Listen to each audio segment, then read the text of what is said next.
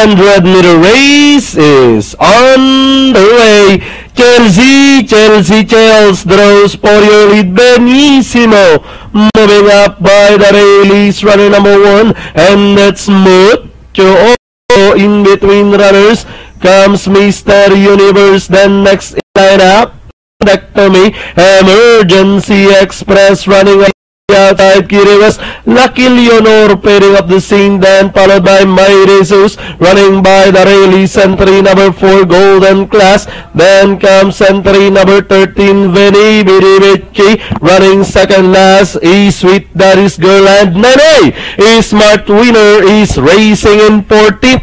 Back to the leader, we have Benissimo by about 2 lengths running in second. Mr. Universe moving up by the rail. Mucho Oro, Emergency Express making room by the rail, and our stretch they come. Emergency Express, Mucho Oro is already outside.